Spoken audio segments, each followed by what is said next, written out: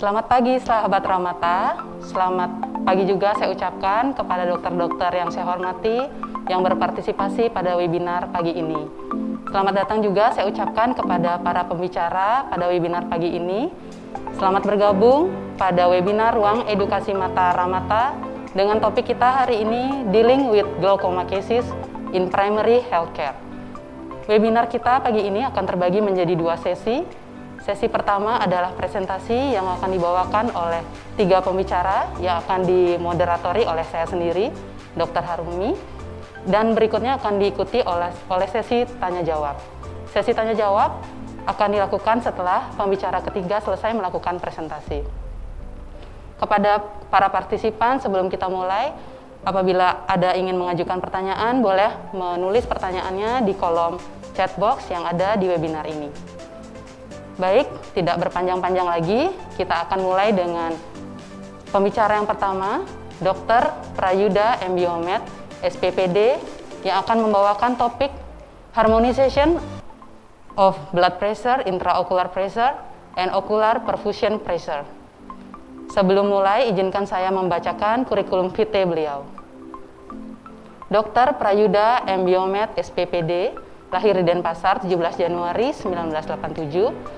Beliau menyelesaikan pendidikan S1 dan spesialis dan magister biomedik di Fakultas Kedokteran Universitas Udayana dan saat ini bertugas di Rumah Sakit Mata Ramata.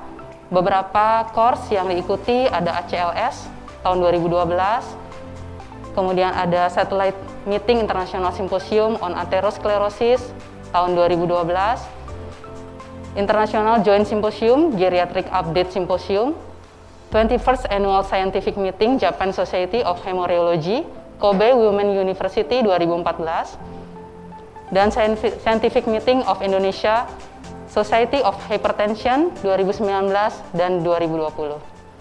Baik, kepada Dr. Prayudha, saya persilakan. Ya, terima kasih kepada Dr. Harumi atas introduction-nya. Selamat pagi sahabat Ramata, pada dokter-dokter sekalian, dokter spesialis mata yang mengikuti acara webinar hari ini. Pagi ini saya akan membawakan suatu topik yang cukup jarang mungkin didengar, yaitu Harmonization of Blood Pressure, Intraocular Pressure, and Ocular Perfusion Pressure. Jadi topik ini saya angkat agar kita memahami peran daripada 3 komponen ini, khususnya dalam mempertahankan progresivitas dari kondisi glaukoma. Dalam arti yang saya bahas adalah glaukoma sudut terbuka.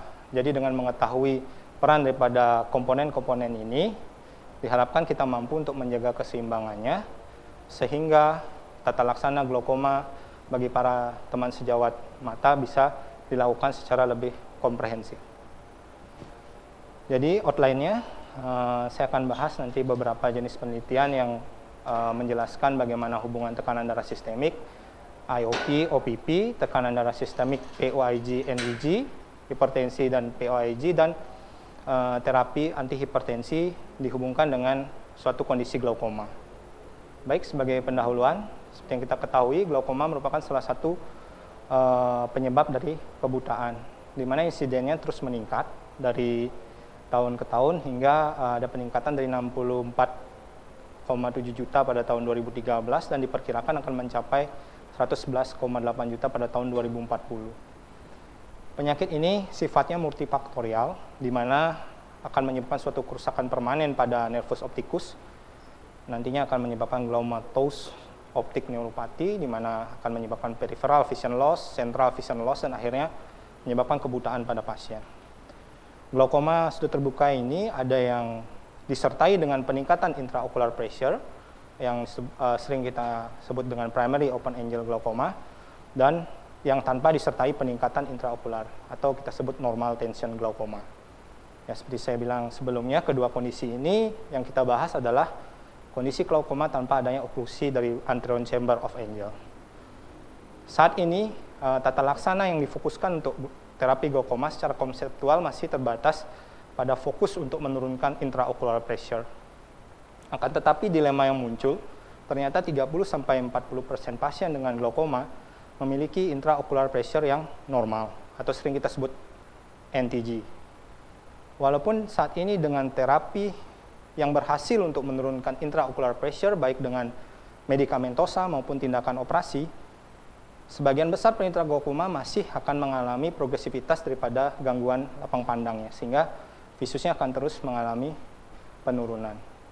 Fakta-fakta ini menunjukkan bahwa IOP atau intraocular pressure hanya salah satu dari faktor risiko.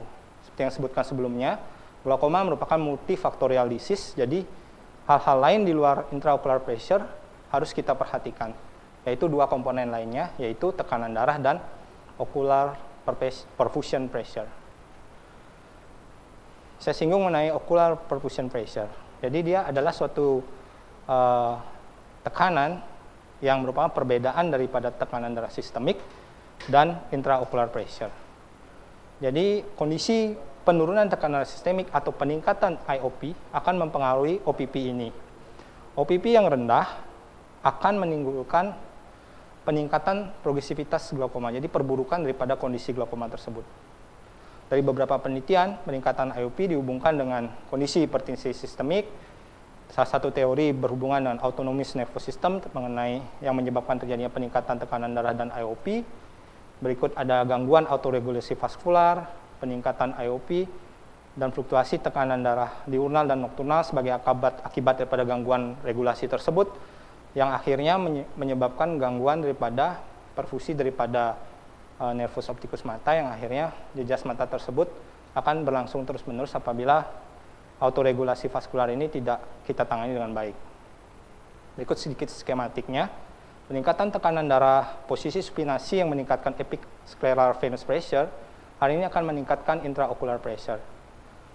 Yang poin sebelahnya ada peningkatan tekanan darah maupun penurunan tekanan darah yang ekstrim akan memberi U-shape, condition U-shape. Jadi dua-duanya akan menyebabkan perburukan akibat fluktuasi OPP dan gangguan OPP. Dengan adanya fluktuasi OPP yang berlangsung terus-menerus dan gangguan OPP akibat peningkatan IOP dan faktor lain yang sudah saya sebutkan akan berdampak pada gangguan ocular blood flow yang tidak stabil, gangguan perfusi oksigen ke end organ target dalam hal ini nervus opticus, dan peningkatan stres oksidatif. Ternyata tekanan darah, intraocular pressure, dan OPP itu dipengaruhi oleh faktor yang disebut variasi sirkadian, yaitu ada fluktuasi harian, ada yang bersifat normal, ada yang bersifat abnormal. Nanti saya akan jelaskan lebih lanjut. Dengan adanya variasi pada tiap individu yang mempengaruhi intraocular pressure dan tekanan darah, maka kita perlu penunjang lebih lanjut untuk memastikan terjadinya variasi sirkadian tersebut apakah patologis atau tidak. Pemeriksaan tersebut kita sebut ambulatory blood pressure measurement atau ABPM. Itu pemeriksaan yang dilakukan selama 24 jam. Dengan melakukan hal ini, kita bisa mengetahui variasi sirkadian tersebut, sehingga kita lebih dapat memahami bagaimana terjadinya progresivitas glaukoma pada kondisi-kondisi glaukoma yang sudah diterapi dan kontrol intraocular pressure sudah optimal. Akan tetapi progresivitasnya tetap terjadi. Baik, saya akan jelaskan lebih lanjut tentang ABPM yang saya jelaskan tadi. ABPM ini merupakan suatu teknik pengukuran tekanan darah yang bersifat otomatis yang dilakukan 24 jam dengan jeda interval yang bisa diatur 15-30 menit biasanya pada diurnal dan 30 menit sampai 1 jam biasanya nokturnal pada malam hari. Di Amerika Serikat, pemeriksaan ini mulai digunakan sebagai modalitas untuk diagnosis awal dan tata laksana hipertensi yang lebih komprehensif. Selain itu, pemeriksaan ABPM ini sangat bagus dilakukan pada kondisi-kondisi populasi tertentu seperti geriatri, diabetes, wanita hamil, kecurigaan white coat hypertension, dan mass hypertension. Berikut sedikit gambaran tentang ABPM. Dia alatnya cukup simpel, jadi ada sphygmomanometer di tangan dengan cuff-nya yang dihubungkan dengan alat yang ada alat sejenis kotak kecil yang akan merekod selama 24 jam tekanan darah dengan interval waktu 30-60 atau 15-30 menit yang akan nanti mengeluarkan hasil pemeriksaan yang sangat detail. Alat ini tidak perlu dilepas kecuali pasien mandi atau berenang. Sisanya alat akan terus dipakai dan pada waktu tidur pun pasien juga akan diperiksa tekanan darahnya. Yang di sebelahnya, sebelah kanan itu adalah kombinasi ABPM dan Holter. Jadi selain memeriksa tekanan darah 24 jam, juga melakukan pemeriksaan rekam jantung sehingga bisa diketahui variasi dalam 24 jam. Nah, ini berikut contoh hasil dari ABPM. Jadi dari ABPM ini bisa kita lihat, kita bisa melihat average sistoliknya dalam 24 jam, baik diurnal maupun nokturnal. Diastolik juga bisa kita lihat, dan yang paling penting yang dalam kurung, itu adalah variasi diurnal nokturnal. Jadi pada contoh bacaan ABPM ini, variasi yang didapatkan adalah 25%. Apa makna dari 25%? Saya akan jelaskan berikutnya.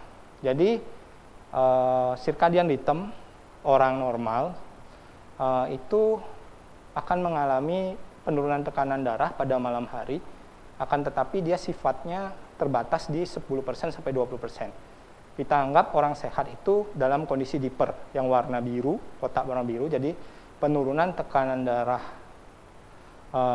diurnal ke nokturnal, perbedaan tekanan darah pada malam hari yaitu penurunan 10-20% itu dianggap normal.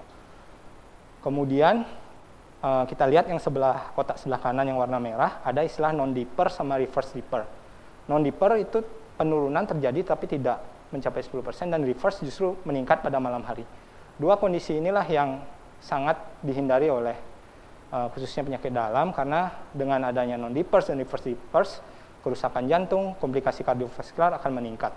Yang diharapkan adalah kondisi dippers, di mana variasi cukup antara 10-20%. Yang menarik, yang sedang banyak diteliti adalah extreme dippers, yaitu penurunannya lebih dari 20%. Beberapa data menyebutkan untuk kardiovaskular eventnya dia masih debatable, jadi masih ada data yang menunjang dan data yang menolak hipotesisnya. Sehingga beberapa penelitian yang sobat saya cari, ternyata extreme dippers akan nampak memiliki cardiovascular event complication apabila terjadi pada usia di atas 70 tahun. Kita lihat hazard rasionya meningkat 1,43 dan sampai 2,3 pada penderita yang berusia di atas 70 tahun. Kemudian kita membahas tekanan darah yang kita hubungkan dengan ocular pressure dan IOP. Jadi ada suatu penelitian menyatakan berapa sih tekanan darah MABP nokturnal yang dianggap aman untuk mempertahankan IOP 12 mmHg. Menurut penelitian tersebut batasannya antara 65 sampai 90. Berikut beberapa penelitian yang meneliti hubungan tekanan darah dengan progresivitas glaukoma, yaitu penelitian Pilunat yang itu meneliti extreme dippers. Ada juga penelitian yang menekankan bahwa tekanan darah nokturnal yang turun lebih daripada 10%, serta tekanan diastolik yang lebih rendah, ternyata dibandingkan dengan kontrol terjadi progresivitas glaukoma yang cukup drastis. Penelitian lain yang membandingkan antara NTG dan POAG ternyata juga menunjukkan hal yang sama. Ternyata pada populasi NTG itu tekanan darah yang lebih rendah, baik tekanan darah sistolik, pulse pressure, tekanan darah diastolik, bahkan dipping, penurunan tekanan darah sistolik dan diastolik pada malam hari, itu akan memiliki dampak buruk terutama pada normotensif glaukoma. Walaupun pada beberapa penelitian pada POAG hal itu tidak terjadi. Jadi yang kita ketahui satu hal lagi, NTG sangat dipengaruhi oleh kondisi hipotensi.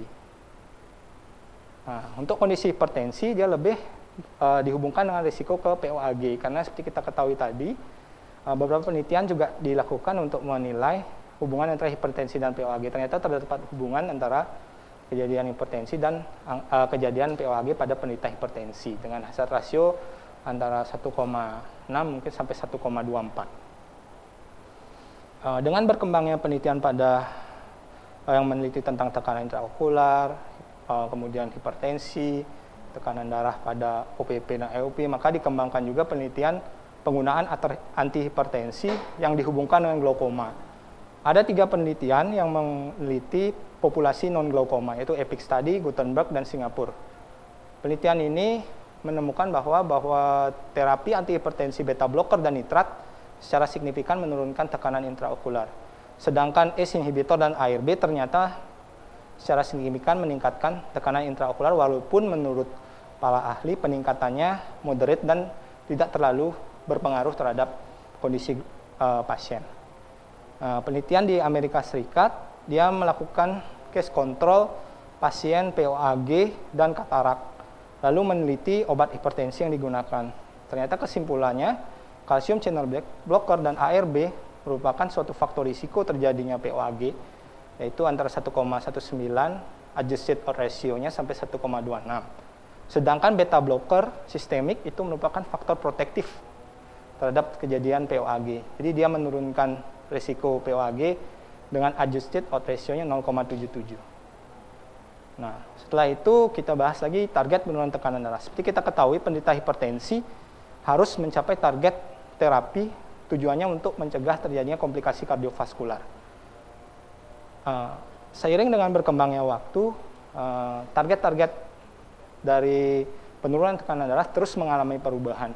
Jadi kita lihat dari GNC 1 tahun 1977 hingga yang menarik yang terakhir pada GNC 8. Di sini tampak ada sedikit kelonggaran target tekanan darah. Mungkin hal ini terutama pada orang tua, mungkin hal ini dihubungkan dengan end organ damage yang terjadi apabila target tekanan darah dibuat terlalu ketat. Jadi pada GNC 8 target tekanan darah untuk usia di atas 60 tanpa komorbid itu di bawah 150/90, sedangkan dengan komorbid DM dan CKD masih tetap di bawah 140/90. Jadi dari ulasan yang saya sampaikan semua, saya bisa menyimpulkan beberapa take home message yang mungkin akan berguna untuk rekan-rekan di primary healthcare, dokter spesialis penyakit dalam maupun dokter spesialis mata. Jadi beberapa take home message yang ingin saya sampaikan. Pertama, screening glaukoma perlu dilakukan pada penderita hipertensi. Begitupun sebaliknya. Yang kedua, apabila kita memiliki pasien hipertensi dengan glaukoma, kita perlu melakukan perhatian khusus pada kondisi-kondisi extreme dippers. Dengan kondisi extreme dippers, maka evaluasi oftalmologis pada pasien tersebut harus lebih sering dilakukan untuk mencegah kerusakan lapangan pandang yang progresif, sehingga penanganannya tidak terlambat. Kemudian, mengacu kepada terapi antihipertensi, sebaiknya terapi antihipertensi dipilih yang tidak menyebabkan fluktuasi yang tinggi antara diurnal dan nokturnal, dan yang memiliki efek paling minimal terhadap intraocular pressure. Take home message berikutnya, lakukan ABPM pada beberapa populasi, yaitu glaukoma dengan hipertensi atau penderita glaukoma yang mengalami perburukan lapang pandang yang progresif. Tujuannya apa? Seperti yang saya sampaikan tadi, untuk mendeteksi adanya extreme dippers sehingga bisa mendapat penanganan yang lebih optimal, baik modifikasi terapi maupun terapi tambahan. Kemudian kesimpulan berikutnya, kolaborasi antara internis dan penyakit tes oftalmologis itu sangat penting. Tujuannya untuk mencapai terapi yang komprehensif, menjaga kualitas hidup pasien, dan mengurangi risiko komplikasi kardiovaskular, sehingga terapi sistemik hipertensi dan terapi glaukoma bisa berlangsung secara harmonis. Pencegahan penyakit kardiovaskular dan cerebrovaskular memang sangat penting, tetapi kita harus juga tidak menomorduakan, yaitu kualitas hidup. Jadi kualitas hidup pasien juga tidak kalah penting, yaitu menjaga agar visus pasien tetap baik sehingga dia bisa beraktivitas dengan baik dan kualitas hidup dapat berlangsung dengan baik. Sudahkah pasien hipertensi Anda dicek tekanan bola mata? Jika belum, segera lakukan pemeriksaan tekanan bola mata untuk screening glaukoma. Sekian dan terima kasih. Baik, terima kasih Dr. Prayudha atas presentasinya yang menarik sekali. Jadi saya simpulkan sedikit di sini, tidak hanya tekanan darah tinggi saja menyebabkan faktor risiko terjadinya glaukoma, tapi juga tekanan darah yang rendah juga ternyata merupakan faktor risiko yang menyebabkan gangguan pada ocular perfusion pressure. Jadi penting sekali di sini adanya ambulatory blood pressure monitoring untuk mengevaluasi tekanan darah pasien glaukoma selama 24 jam untuk mengetahui adakah extreme dippers pada pasien tersebut, utamanya pada pasien dengan normotensi glaukoma, yang dimana tetap terjadi perburukan progresivitas walaupun dengan tekanan intraokular yang normal. Ya, tidak lupa saya ingatkan kembali untuk partisipan, saya ingatkan apabila ada yang ingin menanyakan pertanyaan bisa menuliskan pertanyaannya di kolom chat box. Kita akan lanjut ke pembicara berikutnya, yang kedua, yaitu Dr. Desi, yang akan membawakan topik akut glaukoma management. Sebelumnya izinkan saya membacakan kurikulum vitae beliau. Dr. Desi Suci Cahyati Mandala, SPM. Beliau menyelesaikan pendidikan S1 di Fakultas Kedokteran Universitas Udayana, menyelesaikan pendidikan spesialis di Fakultas Kedokteran Universitas Indonesia. Saat ini beliau bertugas di Rumah Sakit Khusus Ramata dan sudah menjalani fellowship glaukoma di Departemen Ilmu Kesehatan Mata FKUI dan menjalani mini fellowship vitreoretina di Departemen Ilmu Kesehatan Mata FKUI. Kepada Dr. Desi, saya persilakan. Terima kasih atas perkenalannya Dr. Harumi. Selamat pagi pada teman sahabat Ramata yang sudah ikut berpartisipasi dalam webinar pada pagi hari ini. Kita akan lanjutkan membahas suatu topik tentang manajemen akut glaukoma yang biasanya itu adalah disebabkan oleh angle closure. Mungkin dari rekan sejawat di sini ada yang pernah memiliki atau menerima pasien yang mengalami keluhan nyeri di bola mata ataupun nyeri kepala hingga mual muntah, yang jelas nyerinya hebat, kemudian juga disertai dengan mata merah ataupun penglihatannya mendadak menurun. Nah, itu kita harus berhati-hati, merupakan suatu kasus emergensi mata, karena bila tidak ditangani dengan baik akan bisa mengakibatkan terjadinya glaukoma pada pasien tersebut. Seperti yang kita sadari bersama bahwa glaukoma itu adalah sekumpulan penyakit mata di mana terjadi kerusakan saraf mata yang khas dan itu bersifat irreversible, akan berakhir dengan kebutaan apabila tidak ditangani dengan baik. Pada penelitian ditemukan bahwa faktor resiko utamanya adalah tekanan bola mata yang meningkat atau tinggi, istilahnya tekanan intraokuler atau TIO. Di sini apabila kita menemukan peningkatan tekanan intraokuler dengan pemeriksaan sudut bilik mata depan yang tertutup, tapi belum ada kerusakan saraf mata, kita bisa mendiagnosis sebagai suatu acute angle closure. Dan apabila sudah terjadi kerusakan di saraf mata, maka kita diagnosis sebagai suatu glaukoma akut sudut tertutup. Bagaimana terjadinya gangguan di sudut mata tersebut sehingga istilahnya tertutup?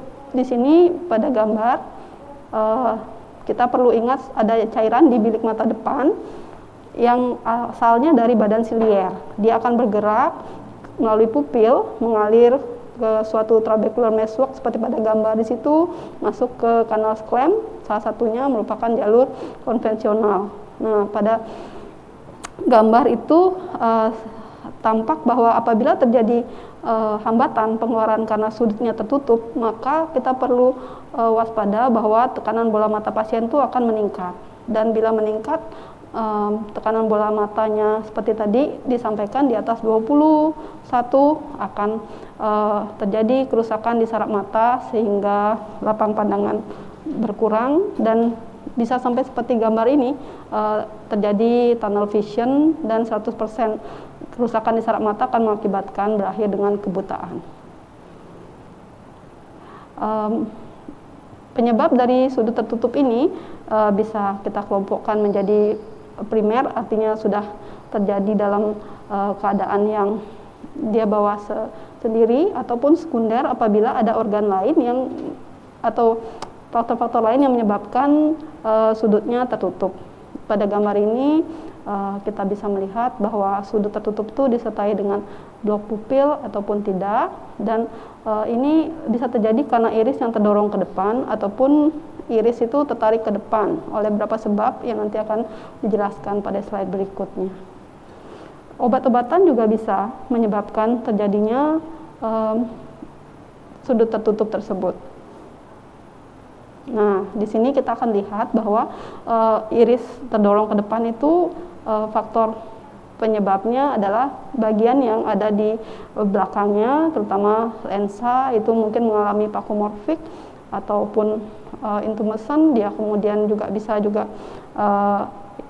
mengalami subluxasi atau memang dari kelainan kongenital dia ektopik.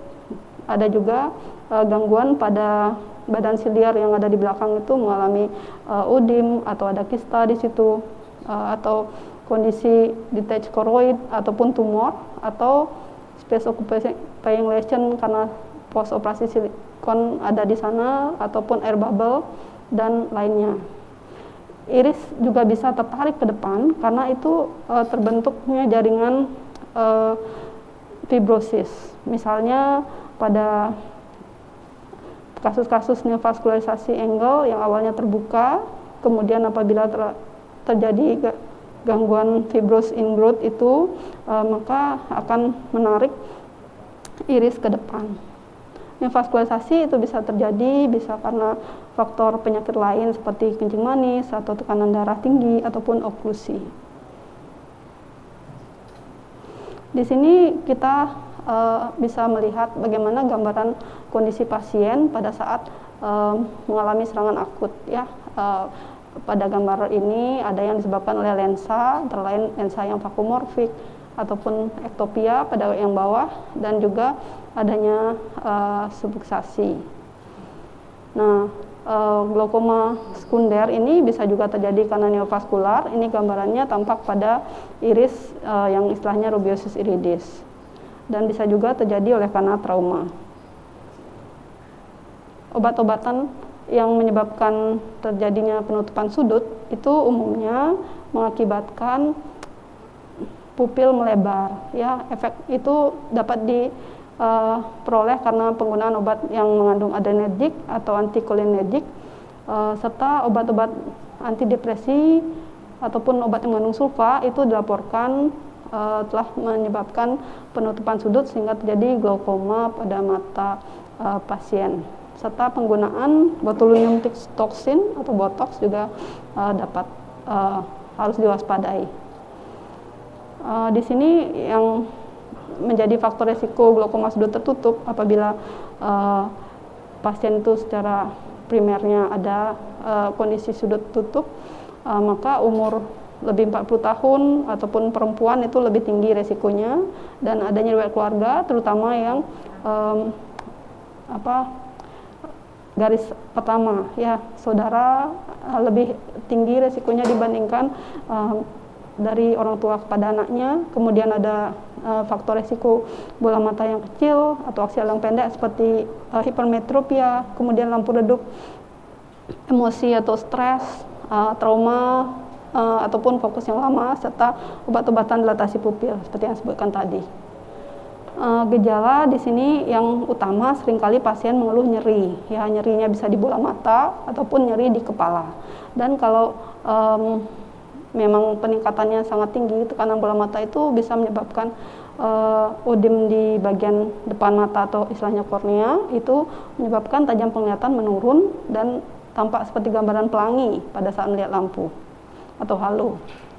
Nah, apa yang harus dikerjakan apabila ada kondisi seperti ini? Pertama, kita perlu melakukan anamnesis yang baik.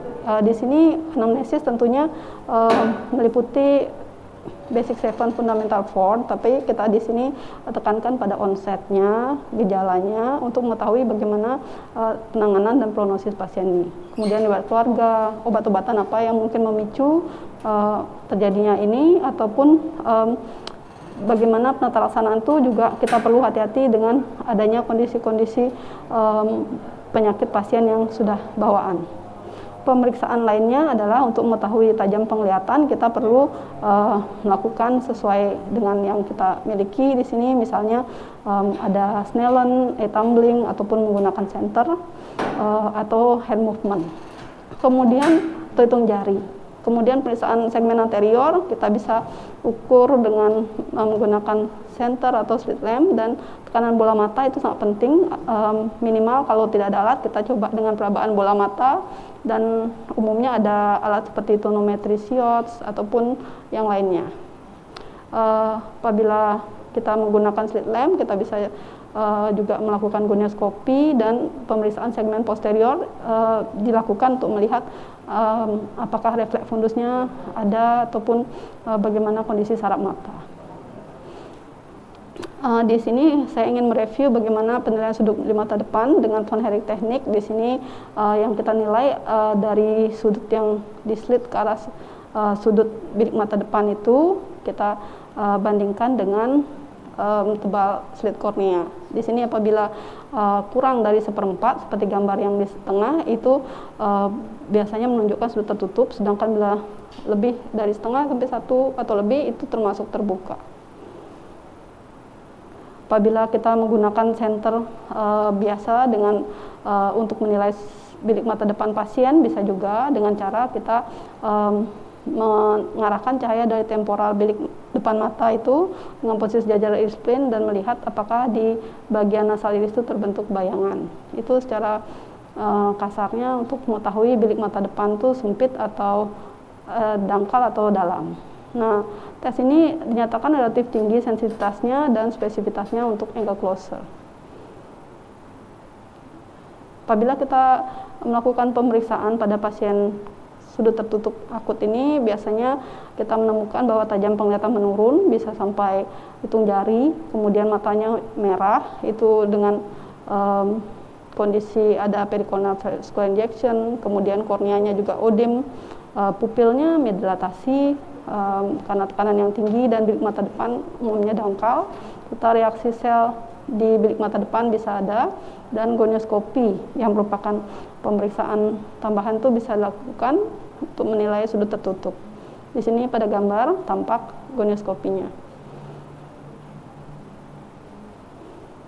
Nah, apabila kita sudah melakukan pemeriksaan dan diagnosis itu sebagai suatu akut sudut tertutup atau glaukoma akut sudut tertutup, misalnya sudah berulang kondisinya, kita bisa menentukan apakah itu suatu keadaan yang primer penyebabnya atau sekunder.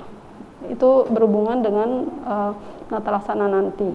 Tentunya kita sudah mengetahui bahwa itu suatu emergensi di bagian mata, karena itu harus segera melakukan nata laksanaan. Perlu juga kita pikirkan diagnosis bandingnya seperti pada mata merah, bisa uveitis, konjungtivitis ataupun skleritis, tapi umumnya tidak disertai nyeri hebat dan kondisi odem pada kornea. Dan ada juga glaukomatosiklitik krisis yang merupakan suatu diagnosa banding untuk keadaan akut sudut tertutup ini.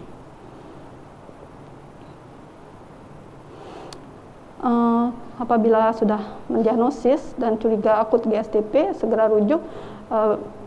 Untuk membebaskan blok pupil itu ada saran untuk pasien bisa berbaring tanpa alas kepala sambil menunggu untuk dirujuk.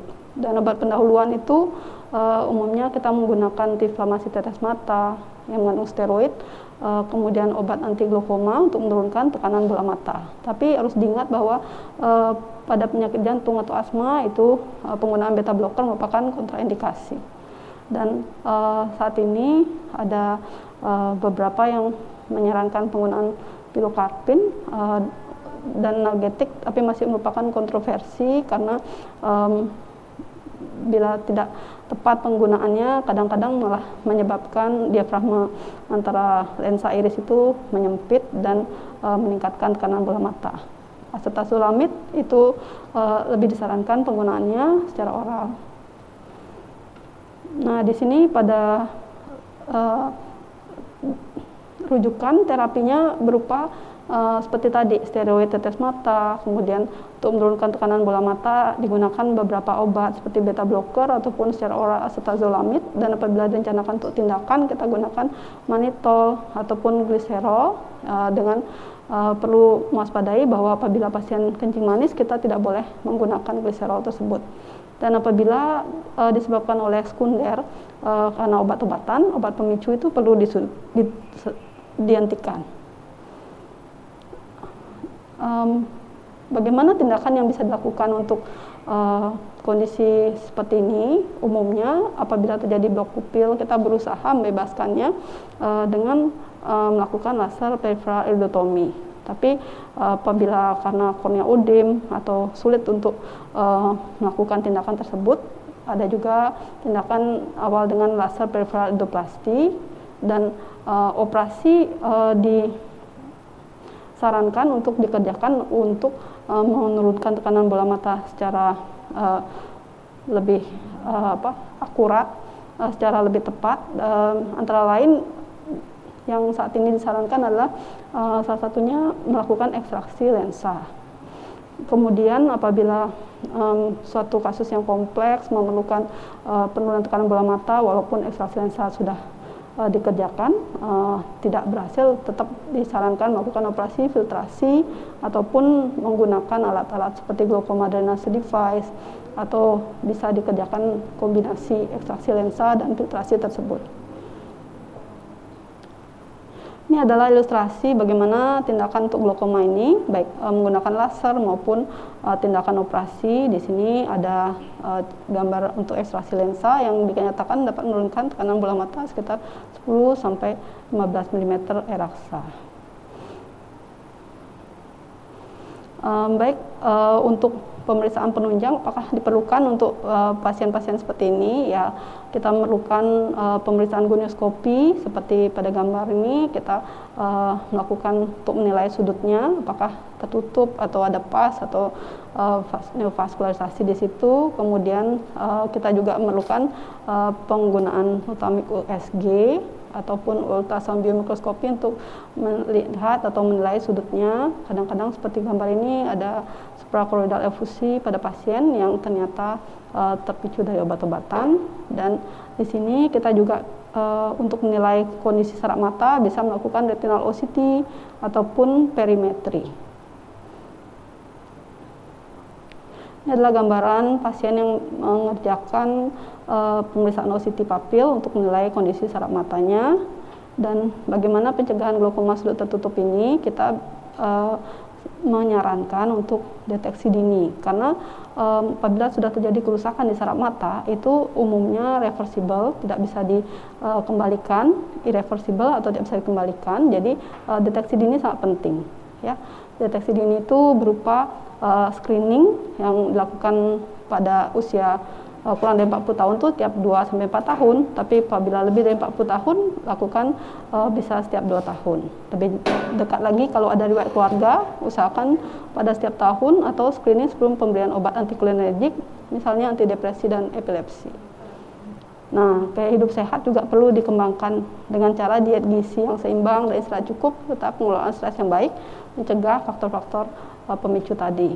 Tindakan apakah pada yang beresiko itu perlu tindakan pencegahan? Ya, ini masih umumnya disarankan melakukan laser peripheral iridotomi untuk pencegahan apabila sudutnya sempit dan mungkin ada tanda-tanda mulai katarak.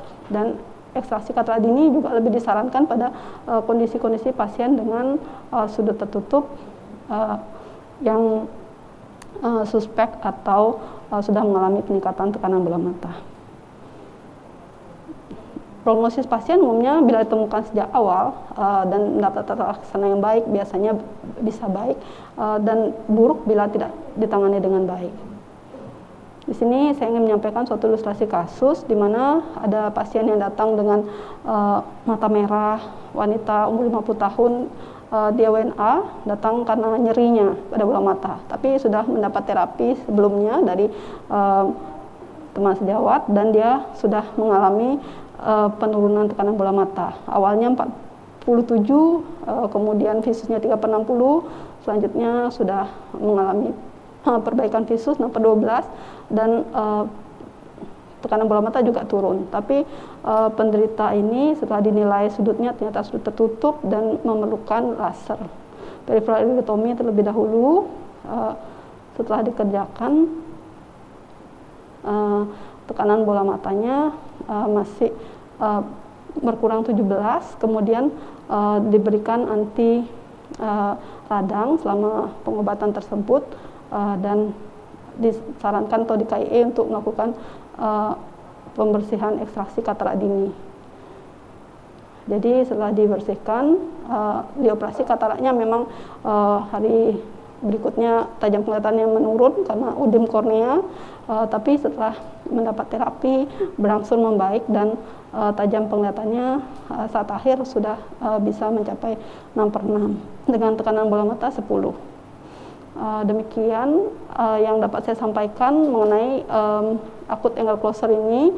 harapan saya kita semua menyadari bahwa itu merupakan kasus kedaruratan mata dan penanganan yang segera perlu dilakukan, baik tangani sendiri bila mampu dan dirujuk bila belum. Diagnosisnya dilakukan dengan anamnesis yang baik dan pemeriksaan tekanan bola mata. Jadi kewaspadaan perlu tingkatkan agar penanganan ini dapat kita kerjakan untuk menurunkan tekanan bola mata, kemudian pemberian antiinflamasi untuk mencegah terjadinya sinikia itu dan melepaskan sudut yang tertutup dengan atau adanya blok pupil dan deteksi dini. Itu sangat penting untuk pencegahan. Terima kasih atas kesempatannya. Saya berharap apa yang disampaikan saat ini dapat bermanfaat dan salam sehat selalu. Ya, terima kasih Dr. Desi atas presentasinya yang lengkap sekali. Jadi sahabat Ramata, penting sekali kita untuk mengetahui gejala dari angle closure glaukoma yang merupakan kegawat daruratan di bidang mata. Dengan alat bantu yang sangat mudah sekali dengan senter, kita dapat melihat kondisi dari sudut bilik mata depannya, sehingga dapat mendiagnosis lebih awal dan dapat melakukan penanganan agar tidak terjadi kerusakan yang permanen pada saraf mata akibat glaukoma. Baik, tidak lupa saya mengingatkan kembali bagi partisipan yang ingin kepada dokter-dokter yang ingin mengajukan pertanyaan dapat menulis pertanyaan di kolom chat box dan akan kami bahas setelah presentasi pembicara yang ketiga. Baik, saya akan lanjut ke pembicara yang ketiga, yaitu Dr. Ratna Suryaningrum dengan topik yang akan dibahas adalah Early Detection in Chronic Glaucoma. Sebelumnya izinkan saya membacakan kurikulum vitae beliau. Dr. Igusti Ayu Ratna Suryaningrum, Magister Biomed SPM. Beliau menyelesaikan pendidikan S1 dan spesialis di Fakultas Kedokteran Universitas Udayana.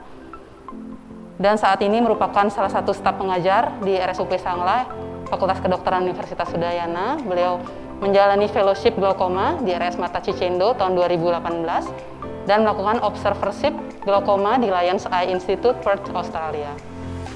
Baik, kepada Dr. Ratna, saya persilakan. Baik, terima kasih banyak Dr. Harumi untuk pembukaannya. Selamat pagi sahabat Ramata, saya Ratna. Pada kesempatan pagi hari ini, izinkan saya untuk share sedikit mengenai deteksi dini pada kasus glaukoma kronis, terutama nanti akan ditekankan untuk di fasilitas kesehatan primer. Jadi tujuan dari presentasi ini adalah yang pertama untuk arti penting dari screening glaukoma sehingga teman sejawat dapat menemukan kasus glaukoma lebih awal. Ini terkait dengan deteksi dini, kemudian untuk dapat memberikan terapi awal pada pasien-pasien dengan glaukoma dan dapat merujuk ke vaskes yang lebih tinggi atau ke dokter spesialis mata. Jadi sebagai pendahuluan atau introduction, untuk glaukoma sendiri merupakan masalah kesehatan yang global, di mana di tahun 2007 dikatakan bahwa 6,7 juta pasien buta akibat glaukoma. Dan angka harapan hidup kan seiring dengan berjalannya waktu, jadi angka harapan hidup saat ini meningkat sehingga angka kebutaan akibat glaukoma juga ikut meningkat. Dan proporsi untuk kasus glaukoma yang tidak terdiagnosis di komunitas kira-kira masih tinggi, sehingga perlu satu strategi, yaitu untuk meningkatkan pengetahuan mengenai deteksi dini dari glaukoma. Jadi definisi dari glaukoma mungkin sudah sempat disinggung tadi oleh Dr. Desi, bahwa glaukoma sendiri adalah suatu optik neuropati yang ditandai dengan adanya perubahan struktur pada papil nervus opticus atau yang kita sering sebut dengan optic disc cupping. Kemudian ada defek lapang pandang, ada gangguan lapang pandang dengan peningkatan tekanan intraokular sebagai faktor resiko. Jadi ini yang kita sebut dengan glaucomatous cupping. Jadi terlihat perbedaan antara gambar di sisi sebelah kiri dan sisi sebelah kanan, di mana normalnya cup to disc ratio adalah 0,3 atau 0,4 pada pasien-pasien dengan glaukoma. Cup to disc ratio-nya lebih dari 0,4. Kemudian syarat untuk menegakkan diagnosa glaukoma yang kedua adalah adanya defek lapang pandang. Di sini teman sejawat bisa melihat bahwa untuk lapang pandang yang normal seperti terlihat di kiri atas. Kemudian pada glaukoma yang stadium lanjut bisa defek lapang pandangnya menyerupai tunnel vision atau seperti melihat di terowongan. Untuk klasifikasi glaukoma sendiri diklasifikasi menjadi dua garis besar, yaitu glaukoma sudut terbuka dan glaukoma sudut tertutup, masing-masing terbagi lagi atas glaukoma primer dan sekunder, di mana yang akan kita bahas kali ini adalah glaukoma kronisnya, yaitu paling sering terkait dengan glaukoma yang sudutnya terbuka baik primer maupun sekunder. Jadi kapan sih kita perlu melakukan screening pada untuk menegakkan atau untuk deteksi dini glaukoma? Biasanya pada pasien yang usianya di atas 40 tahun. Kemudian pada pasien dengan riwayat keluarga glaukoma yang positif. Jadi ada ayah, ibu atau saudaranya menderita glaukoma, mungkin bisa dilakukan pemeriksaan tekanan bola mata lebih awal. Kemudian pasien-pasien dengan kelainan refraksi, baik miopia, hipermetropia juga bisa. Kemudian pasien-pasien dengan trauma pada mata, riwayat trauma, kemudian pasien-pasien dengan peradangan, kemudian juga pasien yang menderita baik dia penyakit sistemik seperti diabetes mellitus, hipertensi, dan atau pasien dengan konsumsi obat-obatan yang lama terutama steroid. Nah, untuk menegakkan diagnosis dari glaukoma kronis sendiri, itu kita melalui proses anamnesis, pemeriksaan, serta pemeriksaan penunjang. Jadi dari anamnesis biasanya untuk glaukoma kronis seringkali tanpa gejala. Dia bersifatnya silent atau asimptomatik, kemudian penurunan visus terjadi secara perlahan, kemudian matanya cenderung tenang, tidak merah. Berbeda dengan yang disampaikan oleh Dr. Desi tadi, pada kasus glaukoma akut biasanya penurunan visusnya terjadi secara mendadak, kemudian matanya juga dalam kondisi merah. Kemudian pada pasien glaukoma kronis yang advance, yang sudah tahap akhir, biasanya sering keluhannya jalannya menabrak-nabrak karena terjadi gangguan lapang pandang.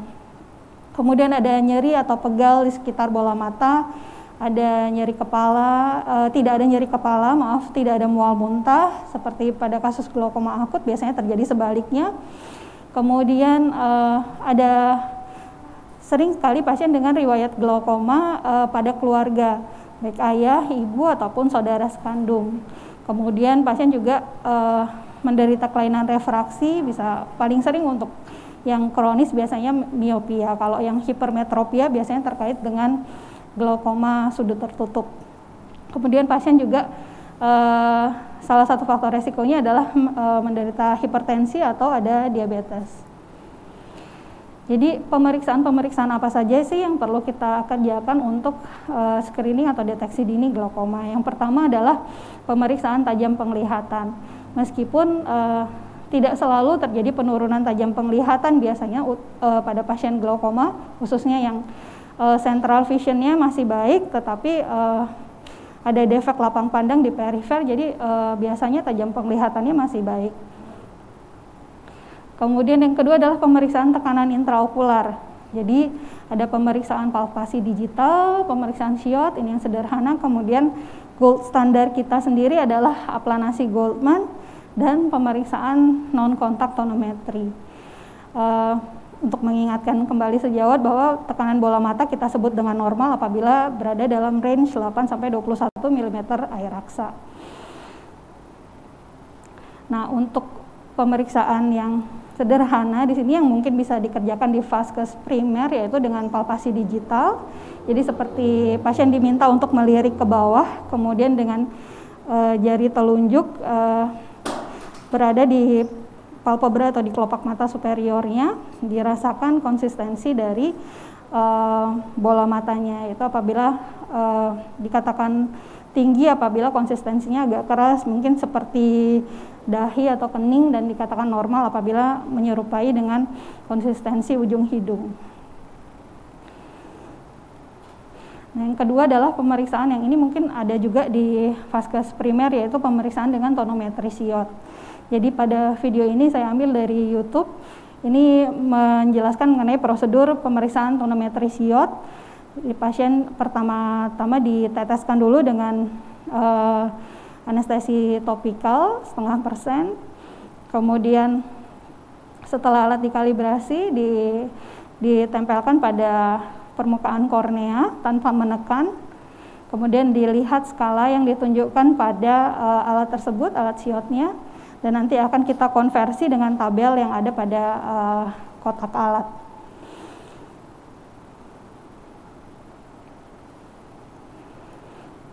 Berikutnya pemeriksaan yang bisa dikerjakan yaitu tes lapang pandang sederhana atau konfrontasi.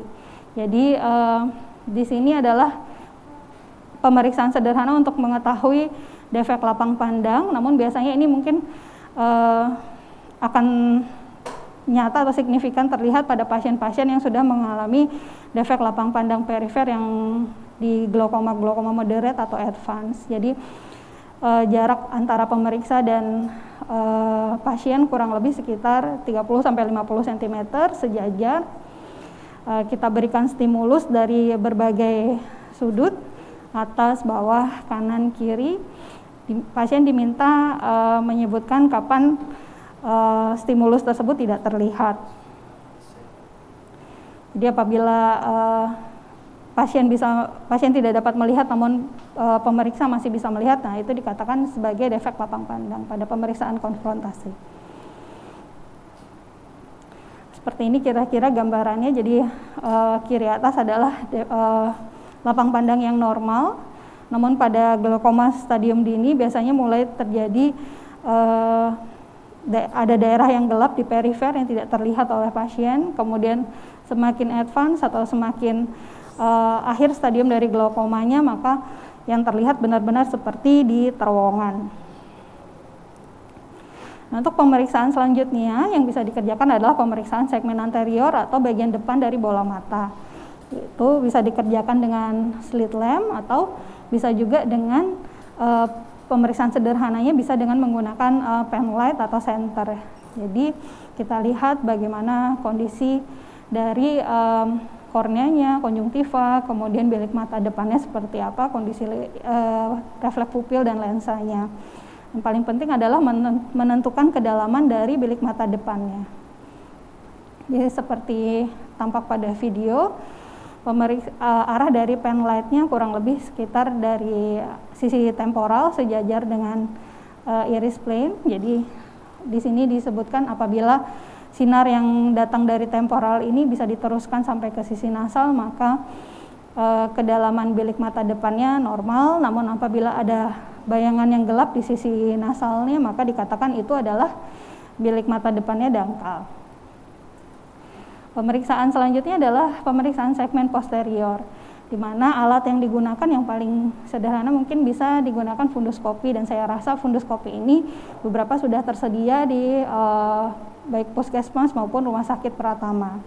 Jadi dari fundoskopi ini yang kita perhatikan adalah papil nervus opticusnya, di mana pada pasien-pasien glaukoma biasanya cup to disc ratio-nya lebih dari 0,4 dan ada glaucomatous cupping seperti tampak pada gambar ini.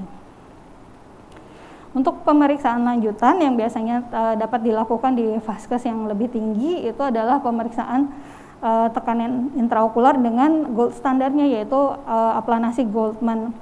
Jadi khasnya pada glaukoma kronis ini tekanan intraokularnya biasanya tidak terlalu tinggi, tidak setinggi pada glaukoma akut. Pada glaukoma akut bisa di atas 35 atau di atas 40, bahkan bisa sampai 70 mm air aksa. Sementara pada glaukoma kronis sendiri tekanan intraokularnya itu ya di atas 22, tetapi jarang melebihi dari 40 mm air aksa. Kemudian pemeriksaan yang selanjutnya akan dikerjakan di fase selanjutan adalah pemeriksaan bilik mata depan atau gonioskopi. Kalau tadi dengan pen light hanya menentukan kedalaman dari bilik mata depannya, maka dengan gonioskopi ini kita akan mengetahui apakah ini termasuk glaukoma yang sudutnya terbuka ataupun tertutup. Jadi pemeriksaannya seperti tampak pada layar. Kemudian pemeriksaan yang berikutnya adalah pemeriksaan dengan optical coherence tomography. Jadi kalau kita ingat-ingat lagi tadi per definisi glaukoma yang pertama harus ada yaitu gangguan pada struktur. Yang kedua adalah gangguan pada fungsi. Kalau gangguan pada fungsi ini kita lihat berdasarkan pemeriksaan lapang pandang, kalau strukturnya berdasarkan pemeriksaan fundoskopi, dan juga di sini dengan alat yang lebih canggih yaitu optical coherence tomography. Dengan detail dapat terlihat di area mana terjadi penipisan dari retinal nerve fiber layernya, kemudian juga bisa kita lihat secara detail berapa cup to disc ratio vertikalnya gitu, dan berapa ketebalan rim yang masih baik, sini terlihat. Dan untuk pemeriksaan lapang pandang yang lebih advance yaitu pemeriksaan lapang pandang dengan alat Humphrey. Jadi di sini pasien diberikan stimulus di satu titik beberapa kali dengan dim atau dengan light yang berbeda-beda brightness-nya. Kemudian apabila pasien tidak dapat melihat di stimulus di titik tersebut, akan muncul area yang gelap seperti tampak pada gambar. Nah, itu tadi lebih ke glaukoma primer sudah terbuka. Nah, glaukoma yang kronis ini juga bisa glaukoma juvenile, yaitu glaukoma di mana terdiagnosis pada usia kurang dari 40 tahun.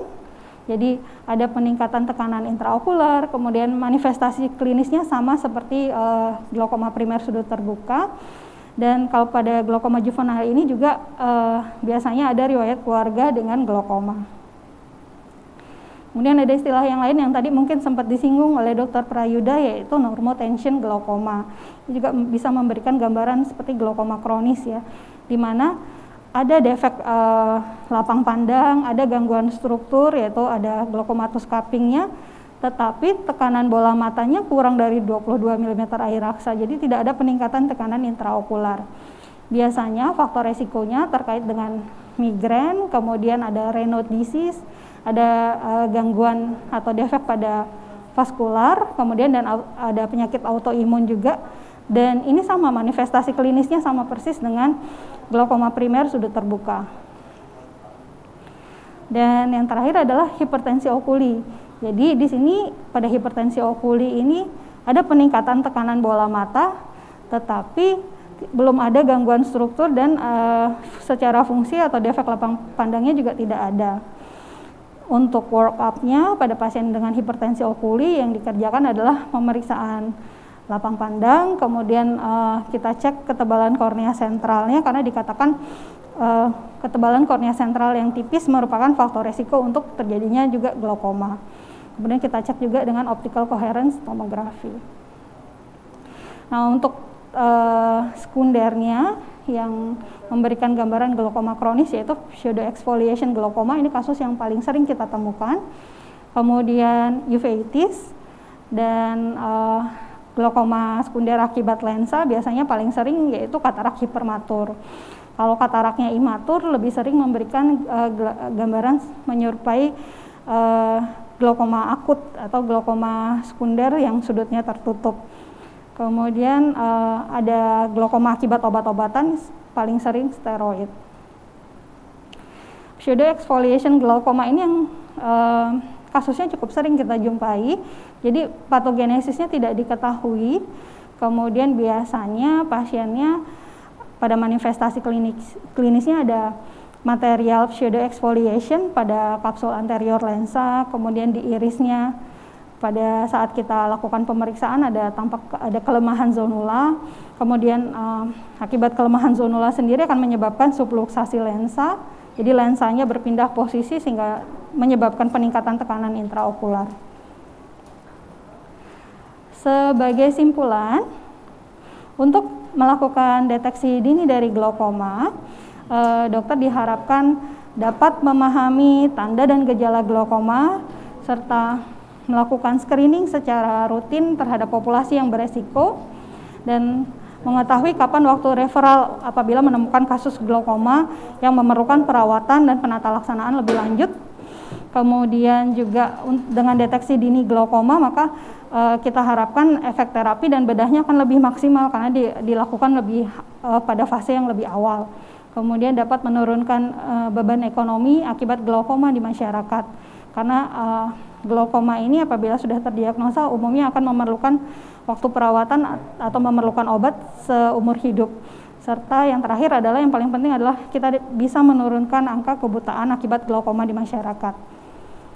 Terima kasih atas perhatiannya. Baik, terima kasih Dr. Ratna atas presentasinya yang lengkap sekali. Jadi penting sekali ini peran dari dokter-dokter yang ada di fasilitas kesehatan pertama untuk bisa mendeteksi secara dini, terutama pada pasien-pasien dengan komorbid, misalnya hipertensi, diabetes mellitus, yang walaupun tanpa adanya keluhan pada penglihatan, sebaiknya dilakukan screening lebih awal, yang bisa dilakukan dengan pemeriksaan yang sederhana sekali, seperti yang tadi dijelaskan, yaitu dengan digital palpasi, sehingga dapat menekan terjadinya angka kebutaan akibat glaukoma yang merupakan penyebab kebutaan nomor 2 setelah katarak. Baik, kita akan lanjut ke sesi tanya jawab berikutnya. Di sini sudah ada pertanyaan.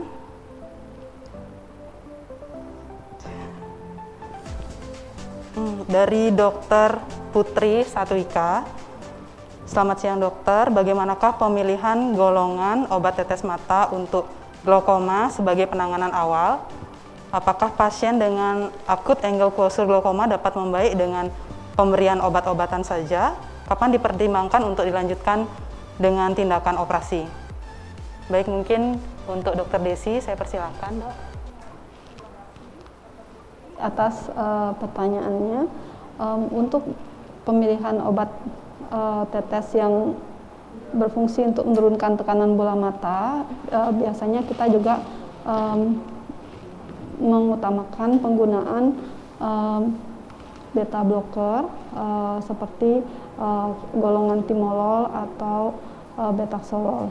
Untuk kondisi itu kita perlu memperhatikan apakah ada penyakit lain yang diderita oleh pasien ini. Biasanya kita menghindari pemberian pada penyakit jantung ataupun asma karena efek sampingnya bisa menyebabkan bronkokonstriksi ataupun gangguan jantung pada pasien. Dan pada pemilihan obat yang kita pakai itu juga bisa menggunakan golongan lain seperti brinzolamid yang bisa menurunkan tekanan bola mata apabila kita belum dapat menggunakan tetes yang mengandung beta blocker tersebut.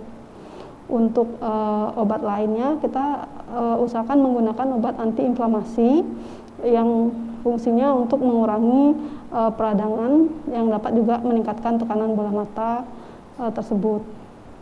Kemudian untuk penanganan itu apakah perlu dilanjutkan dengan tindakan? Umumnya tindakan itu kita kerjakan apabila tekanan bola mata yang tinggi itu dipicu oleh sudut yang tertutup dan itu dicegah supaya berulang. Jadi kalau jenis sudut tertutup itu misalnya disebabkan oleh lensa yang intumescent seperti itu, maka kita lanjutkan dengan melakukan ekstraksi lensa. Dan apabila terjadi blok pupil, kita usahakan untuk melepas blok tersebut dengan membuat jalur dari humor akus itu dari bilik mata belakang menuju depan dengan melakukan iridotomi seperti itu. Mungkin ada yang belum dijawab? Terima kasih. Jadi melanjutkan pertanyaan yang tadi, jadi bagaimana misalnya dengan pasien yang ternyata tekanan bola matanya tetap tinggi walaupun dengan anti glaukoma, tapi pada pasien dengan katarak yang memerlukan tindakan ekstraksi lensa. Kalau pasien dengan begitu bagaimana, Dok? Biasanya apabila seperti itu kita bisa menggunakan obat manitol ya, yang hiperosmotic agent ataupun gliserol untuk tambahan itu menurunkan tekanan bola mata terlebih dahulu. Apabila menggunakan obat-obat intravena tentunya pasien dirawat inapkan, dan bila masih tinggi walaupun sudah mendapat pengobatan maksimal, sarannya ya pada saat kita melakukan tindakan mengekstraksi katarak itu bisa dikombinasi dengan melakukan tindakan filtrasi itu, seperti itu, atau melakukan lidektomi perifer dulu kalau misalnya tekanannya terlalu tinggi, jadi bertahap setelah dia membaik menurun tekanan bola matanya baru dikerjakan, seperti itu. Karena memang operasi kombinasi kita saat ini dari beberapa penelitian dianggap lebih rendah, maksudnya keberhasilan jangka panjangnya karena peradangan yang tinggi kalau dilakukan operasi kombinasi. Jadi satu step surgery. Berarti sebaiknya dilakukan bertahap ya dok, ya. Untuk tindakan operasinya ekstraksi katarak dulu, baru tindakan memang diperlukan misalnya ya trabekulektominya menyusul supaya reaksi peradangannya tidak berat. Tidak berat. Ya. Baik, ini ada pertanyaan lagi dok. Selamat siang dokter, dari dokter Ayu Diah Permatasari. Pada pasien yang sudah terdiagnosis glaukoma sekunder akibat pemakaian steroid jangka panjang dan saat ini sedang terapi glaukomanya, lalu pasien mengalami kondisi atau penyakit yang membutuhkan terapi steroid. Bagaimana tata laksana pada kondisi tersebut dok? Terima kasih. Mungkin dokter Ratna silakan dok. Baik, terima kasih dokter Harumi untuk pertanyaan mengenai haruskah steroid itu di stop pada pasien-pasien yang sedang terdiagnosa dengan glaukoma sekunder akibat steroid. Jadi kita pertimbangkan dulu dok yang mana risk and benefitnya yang sekiranya lebih besar apabila terapi steroidnya memang diperlukan. Jadi meskipun pasiennya sudah terdiagnosa dengan glaukoma tapi dapat tetap dilanjutkan untuk steroidnya, jadi tidak harus di stop. Kalau pasien, paling sering kasusnya adalah pada pasien-pasien dengan systemic lupus erythematosus atau SLE, itu kan memerlukan steroid jangka panjang, atau kadang-kadang pasien asma juga memerlukan terapi steroid jangka panjang. Jadi kalau tidak bisa kita, begitu pasiennya terdiagnosa glaukoma, tidak serta-merta kita stop terapi steroidnya dok, tetapi mungkin kita berikan manajemennya, yaitu dengan pemberian obat anti glaukoma, baik kombinasi ataupun juga bisa kita lakukan tahap bedah filtrasi ataupun juga pemasangan glaukoma implan pada pasien-pasien tersebut kalau sekiranya memerlukan penanganan dengan steroid dalam waktu yang lebih lama. Tetapi yang sering muncul di masyarakat kan sebenarnya adalah pasien steroid induced glaukoma ini adalah akibat pemakaian tetes mata steroid yang tidak dalam pengawasan dari dokter spesialis mata. Jadi pasiennya menggunakan sendiri tetes mata, kalau matanya merah langsung membeli obat, kemudian digunakan, mata merahnya hilang, kemudian apabila berulang pakai lagi. Nah itu biasanya kalau kandungan obatnya steroid itu akan menyebabkan glaukoma sekunder. Pada kasus-kasus seperti itu ya memang kita harus stop penggunaan steroidnya. Tetapi kalau pasien memang memerlukan untuk penyakit utamanya ya tetap dilanjutkan dokter. Demikian. Baik dokter Ratna, terima kasih. Jadi penting sekali untuk dokter-dokter di fasilitas kesehatan pertama supaya tetap aware akan penggunaan steroid yang lama, tetap mengkonsulkan pasien-pasien tersebut ke dokter spesialis mata supaya tidak terjadi efek samping yang membahayakan dan berakhir ke kebutaan. Ya, berikutnya ada pertanyaan dari Dr. Francisca. Apakah ada rentang-rentang waktu untuk pemeriksaan atau screening glaukoma dan juga kontrol pada pasien dengan hipertensi? Mengingat obat-obat hipertensi golongan calcium channel blocker sering diberikan di fase 1. Ya, mungkin Dr. Desi. Terima kasih. Untuk rentang waktu pemeriksaan glaukoma itu biasanya disesuaikan dengan kondisi awal waktu pasien itu diperiksa. Ya, jadi tekanan bola matanya apakah bisa stabil dengan obat anti glaukoma tersebut atau tidak. Jika masih bisa stabil, mungkin kita bisa memberikan jangka waktu follow up-nya itu sebulan seperti itu ya. Tapi kalau belum stabil, maka rentang waktunya lebih dekat untuk mengawasi bagaimana tekanan bola mata dan kondisi saraf mata pasien tersebut. Seperti itu. Pada pasien hipertensi mungkin juga akan dirawat bersama dengan interne kondisi hipertensinya, seperti yang sampaikan. Prayuda, ada mau ditambahkan? Berkaitan dengan penderita glaukoma dan hipertensi, memang salah satu terapi yang dikatakan tadi kalsium channel blocker, salah satu antihipertensi yang mungkin meningkatkan tekanan intraokular. Tetapi pada kondisi glaukoma, progresivitas biasanya terjadi pada kondisi over dipping atau extreme dipping. Jadi idealnya sebenarnya kita pastikan dulu pasien tersebut mengalami over dipping atau extreme dipping atau tidak. Seandainya terjadi extreme dipping, mungkin awal bisa kita modifikasi dengan teknik pemberian obatnya. Biasa kan amlodipin diberikan malam hari.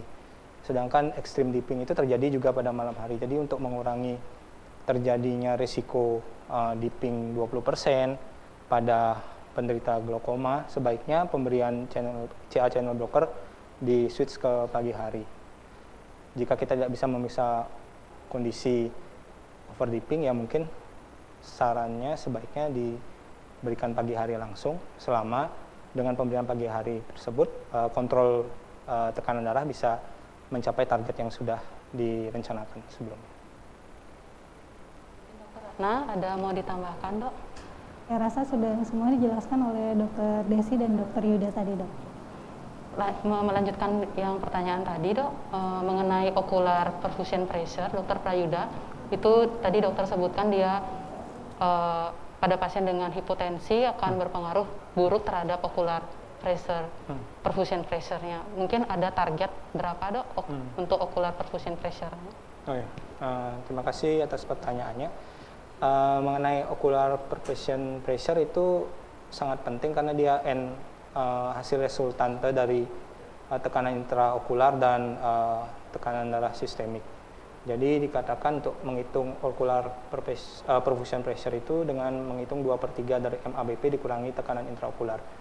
Beberapa penelitian yang saya baca, ada 2 penelitian dengan hasil yang signifikan. Ternyata dengan ocular perfusion pressure cut off 42 dan cut off 50, apabila lebih rendah dari itu, risiko untuk perburukan atau progresivitas glaukoma meningkat 3-5 kali lipat. Jadi ada kemungkinan range-nya mungkin antara 42 dan 50. Akan tetapi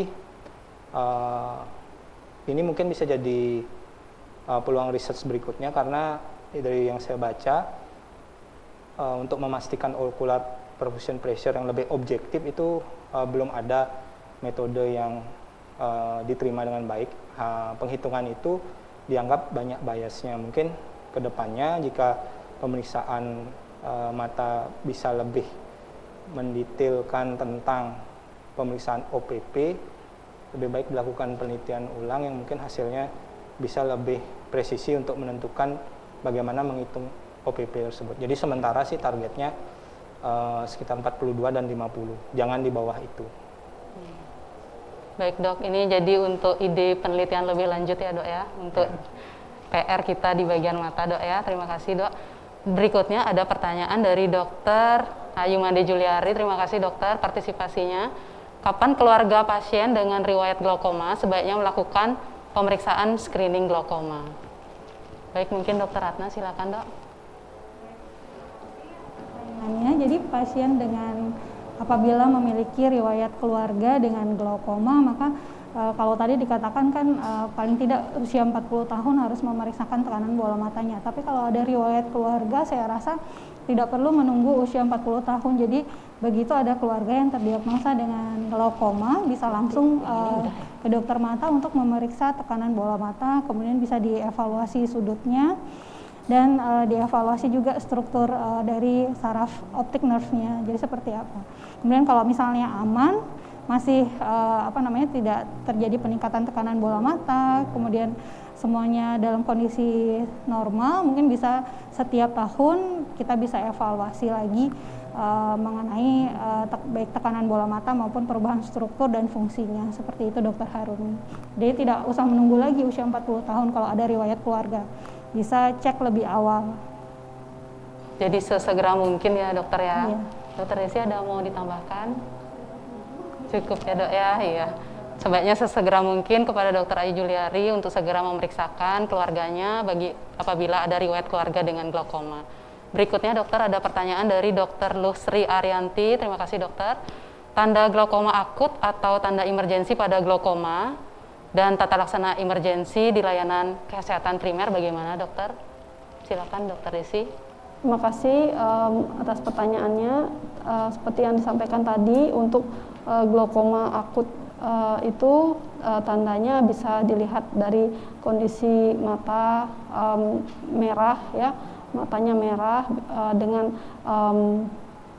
tajam penglihatannya akan berkurang ataupun menurun. Jadi dia kalau kita raba dengan pemeriksaan tekanan bola mata bisa menggunakan alat ataupun digital, artinya digital dengan tangan gitu, jadi dipalpasi tekanan bola matanya itu masih normal ataukah keras gitu kesannya bola mata tersebut. Jadi kalau keras kemungkinan itu ada peningkatan dari tekanan bola mata dan mengarah kepada kondisi suatu akut angle closure.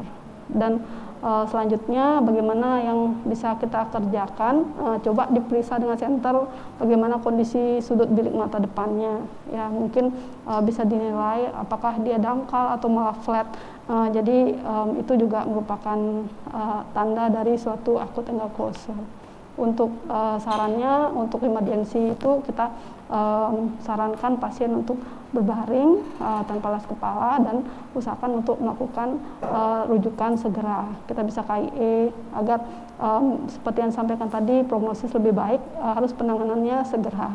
Untuk obat yang bisa diberikan apabila kita mengarah kepada diagnosis tersebut, memang kita bisa memberikan obat-obatan antiinflamasi tetes mata sama acetazolamid itu ya, tadi bisa digunakan 500 mg untuk dosis awal, kemudian selanjutnya harus dengan instruksi atau pemeriksaan dulu dari dokter mata. Karena untuk penggunaan pilokarpin sementara ini memang ada saran untuk penggunaan, tapi ada resikonya juga apabila tidak tepat digunakan, tidak bermanfaat juga, tapi menyebabkan tekanan bola mata malah terpicu lebih tinggi karena inflamasi juga terjadi karena penggunaan pilokarpin itu, gitu. Ya, mungkin sekian jawabannya. Baik dokter, jelas sekali dokter ya untuk untuk evaluasi deteksi dini dari angle closure glaukoma sehingga bisa melakukan penanganan ataupun merujuk ke dokter spesialis dan tidak terjadi kerusakan yang lebih lanjut dari saraf nervus opticusnya. Ya, ini ada pertanyaan dokter dari anonim mengenai tadi yang extreme dippers tadi dokter Prayuda. Itu disebutkan bahwa extreme dippers tadi berpengaruh buruk terhadap adanya kerusakan pada nervus opticusnya, terutama pada pasien dengan normotensi glaukoma. Nah, bagaimana penata laksanaannya pada pasien dengan hipertensi dan non-hipertensi, misalnya pasien yang memiliki alat ambulatory blood pressure monitoring. Mungkin bisa dijelaskan sedikit, Dok? Terima kasih pertanyaannya. Jadi pentingnya pemeriksaan ABPM sudah banyak diteliti ya oleh ophthalmologis di dunia. Jadi extreme dippers itu yang penurunan tekanan darah lebih dari 20% dibandingkan antara yang nokturnal dengan diurnal, itu dampak kerusakan dan progresivitas glaukomanya semakin berat. Yang diteliti itu yang baru saya baca itu pada populasi yang normotensi, dalam artian tidak hipertensi. Di jurnal tersebut dikatakan mereka mengurangi kondisi extreme dippers untuk mengarahkan ke dippers, jadi variasi penurunannya 10-20%. Itu ada dua pendekatan. Yang pertama, pendekatan dengan memberikan terapi garam 1-5 gram per hari, itu katanya dikatakan mampu mengurangi kejadian extreme dippers. Yang kedua, dengan terapi fludrocortison 0,1 mg 2 kali per minggu juga dikatakan mampu untuk mengubah kondisi sirkadian yang extreme dippers menjadi dippers. Itu untuk setting yang pasien glaukoma yang tidak mengalami hipertensi. Untuk kondisi yang mengalami hipertensi dengan extreme dippers dapat disiasati atau ditangani dengan men-switch waktu pemberian antihipertensi. Pada umumnya antihipertensi apabila dikombinasi lebih dari satu obat, biasanya diberikan 1 pagi dan 1 malam hari untuk mengcover kerja obat yang lebih optimal. Dan di bidang penyakit dalam maupun kardiologis justru mencari kondisi yang dippers. Jadi diharapkan memang ada penurunan tekanan darah di malam hari sehingga disiasati dengan obat antihipertensi salah satu dikonsumsi malam hari. Tetapi kita juga harus istilahnya melakukan harmonisasi antara mata dan internis. Jadi selama target pencapaian tekanan darah tercapai dan tidak terjadi non-dippers atau reverse dippers, yaitu jadi penurunan tensinya kurang dari 10% atau justru malah meningkat, jadi kita switch kembali ke pagi. Jadi malam kita tidak berikan obat antihipertensi, jadi kedua antihipertensi diberikan bersamaan pada pagi hari. Tetapi tetap dilanjutkan dengan monitoring ABPM. Jika dengan monitoring ABPM pasien kembali ke posisi dippers, jadi variasi hanya 10-20%, kita anggap aman. Jadi aman dari segi resiko kardiovaskular dan juga aman dari segi perburukan glaukoma. Mungkin itu yang bisa saya sampaikan. Terima kasih Dokter Prayuda.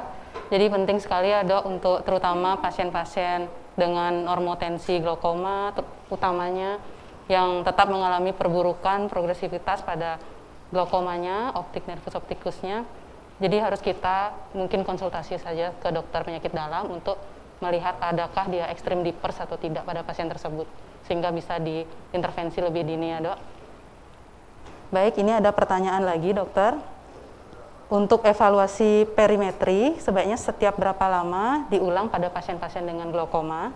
Kemudian yang kedua, bagaimana membedakan kondisi fundus pasien glaukoma dengan faktor risiko diabetes dan pada pasien dengan retinopati diabetik, mengingat keduanya bisa terjadi perdarahan pada peripapil. Mungkin Dokter Ratna, pasien untuk perimetrinya Dok.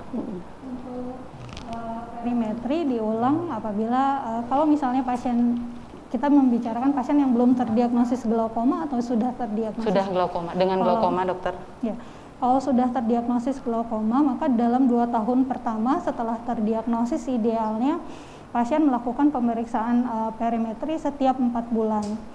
Kemudian setelah itu kalau sekiranya stabil mungkin bisa dilakukan setiap 6 bulan, di atas 2 tahun itu setiap 6 bulan, atau nanti kan dari dokter yang merawat akan mengevaluasi apabila sekiranya ada progresivitas dalam gambaran fundusnya, maka mungkin bisa akan lebih cepat lagi dari 6 bulan. Jadi maksudnya tidak ada permanen harus waktu yang tapi tetap disesuaikan dengan kondisi atau gambaran klinis dari masing-masing pasien, Dokter Harumi, seperti itu.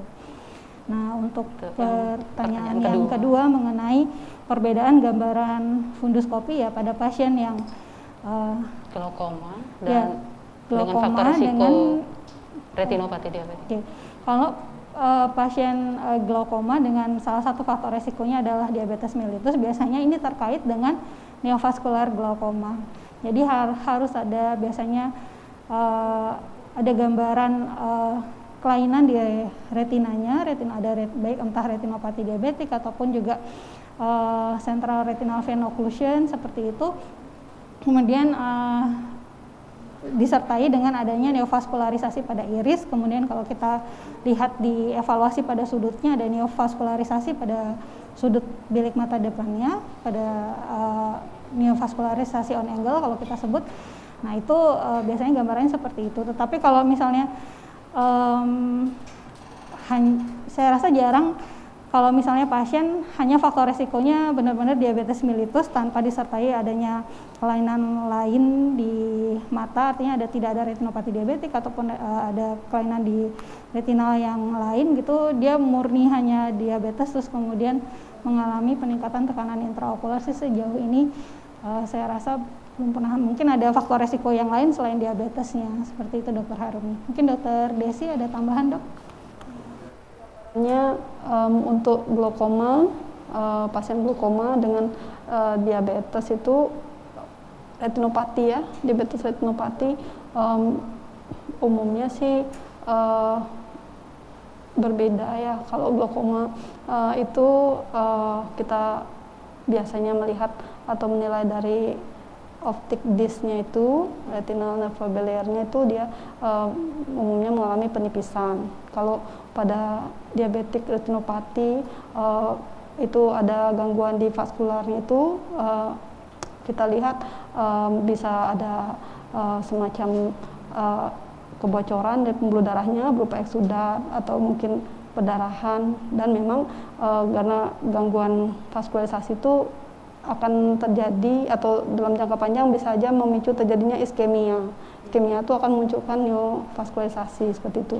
Baru apabila neovaskularisasi itu terjadi di daerah-daerah lain, artinya bisa juga menutup sudutnya itu ataupun mengganggu pengaliran cairan di humor akusnya itu, dia bisa mengakibatkan komplikasi berupa glaukoma. Tentunya gambarannya apabila sudah bercampur baur itu glaukoma dengan diabetes retinopati ya, jadi akan tampak di optik disc-nya itu gambarannya tetap seperti gambaran glaukoma ya, ada glaucomatous cupping itu dengan disertai dengan diabetik retinopati, perdarahan untuk eksudat tersebut. Baik dokter, jadi apabila terjadi neovaskularisasi pada iris sangat jelas terlihat sekali hanya dengan alat bantu senter saja dok ya, bisa didiagnosis lebih awal di dokter Vaskes 1 ya dok ya. Kadang-kadang bisa nggak kelihatan. Kadang bisa nggak kelihatan. Kalau bisa nggak kelihatan kalau masih tipis ya. Iya, kalau masih tipis. Jadi kalau udah berat-berat isi vema gitu, perdarahannya betul-betul lebar-lebar neovaskularisasi mungkin tampak rubiosis. Memang harus lebih teliti mungkin ya. Iya. Seperti itu. Iya. Supaya dokter di pelayanan fasilitas kesehatan lebih aware lagi ya dok ya, apabila ada tanda-tanda seperti itu dok ya. Baik dokter, terima kasih. Ini ada pertanyaan lagi dari Dokter Kartika Rahayu. Terima kasih Dokter Kartika atas partisipasinya.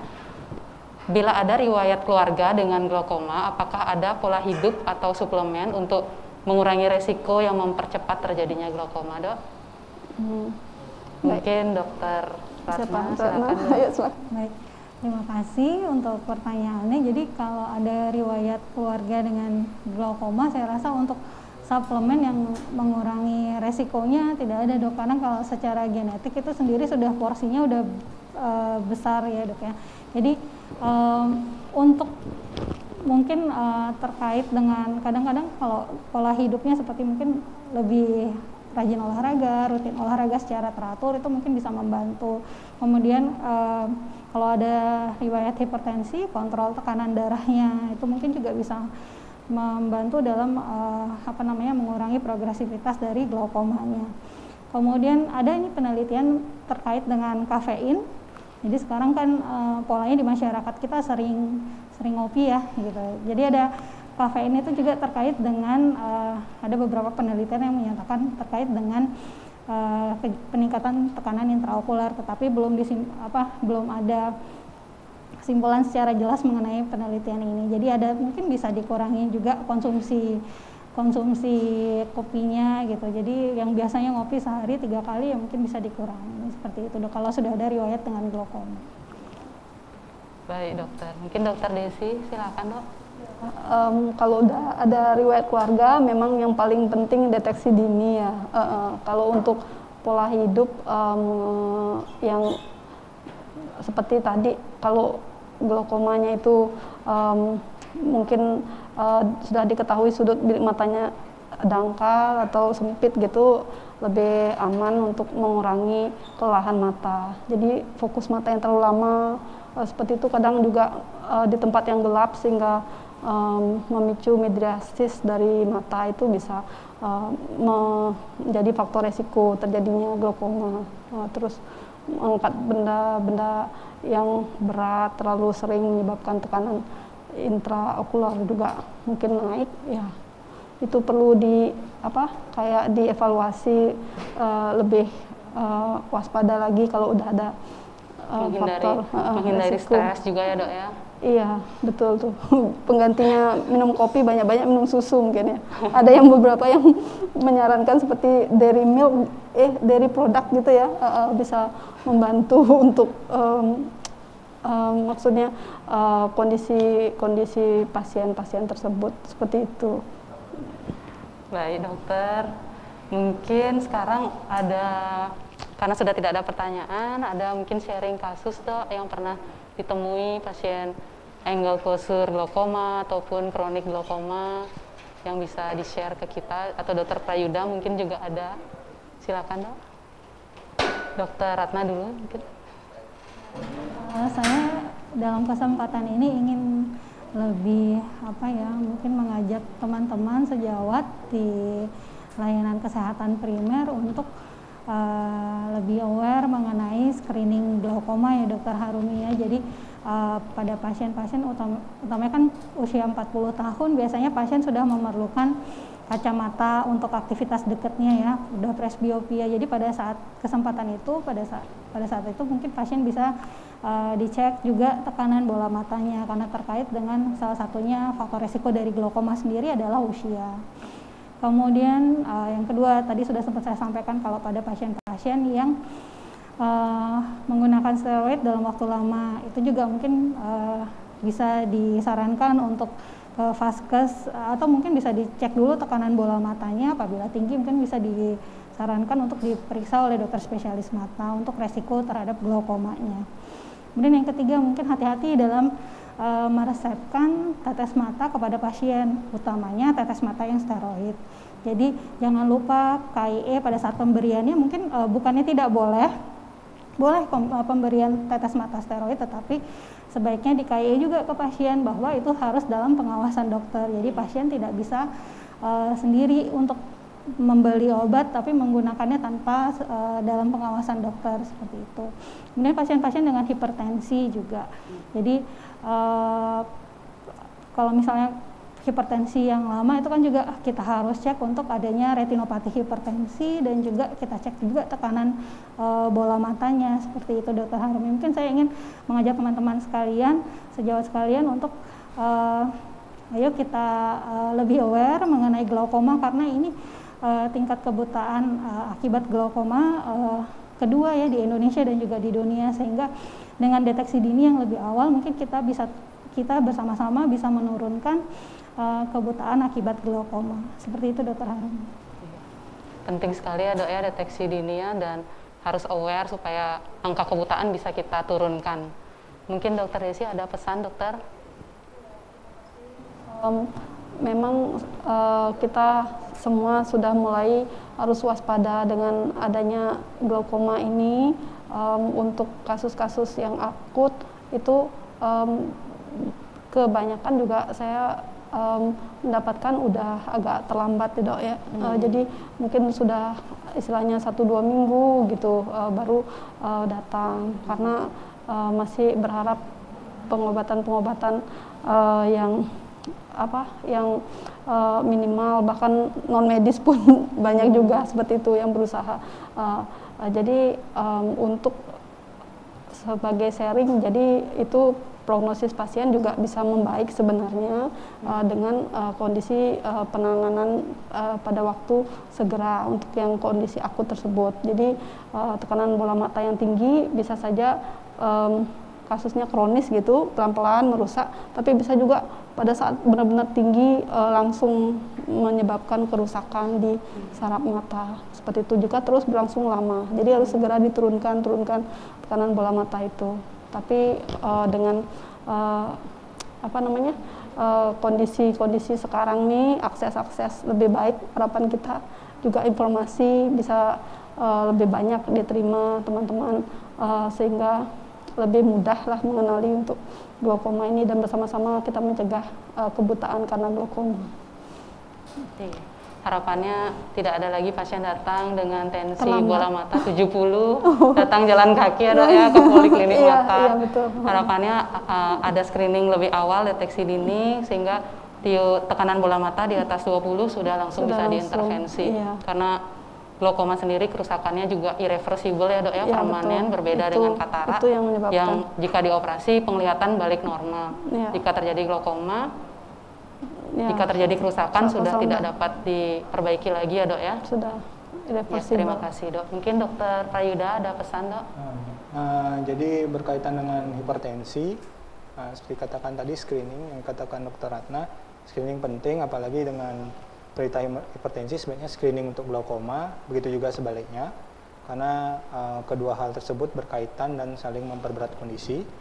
Yang kedua, jika punya pasien hipertensi dan kebetulan dengan glaukoma, mungkin evaluasi dengan tes oftalmologis harus lebih sering agar tidak terlambat apabila terjadi progresivitas mata. Kemudian dalam pemilihan antihipertensi harus bijak juga, dan teknik pemberian obat antihipertensi juga harus dipikirkan untuk menghindari terjadinya extreme dippers. Dan yang paling penting adalah kolaborasi antara DPJP mata dan penyakit dalam, jadi berdiskusi agar target yang diinginkan masing-masing tercapai. Misalnya penyakit dalam menyarankan target tensi tercapai, tapi dippers tidak turun lebih dari antara 10 sampai 20 mm Hg untuk variasi tekanan darah. Kalau mata jangan sampai lebih dari 20. Jadi didiskusikan langkah tengahnya sehingga risiko kardiovaskular complication bisa ditekan, tetapi progresivitas glaukoma juga bisa dihambat. Sekian. Ya, kelihatannya kita harus sering ngopi bareng ya dok ya, untuk berdiskusi, mungkin ngeteh ya supaya tidak terjadi resiko glaukoma. Waduh. Karena kontroversi juga, tensinya harus turun, tapi supaya nggak turun waktu malam hari. Ya. Iya dokter. Ya baik, dengan demikian karena terbatasnya waktu, saya ucapkan terima kasih kepada semua partisipan atas partisipasinya, atas pertanyaan-pertanyaannya yang luar biasa. Terima kasih juga kepada para pembicara atas kehadirannya siang hari ini di webinar ini. Dengan demikian saya tutup webinar siang hari ini. Terima kasih dan selamat siang.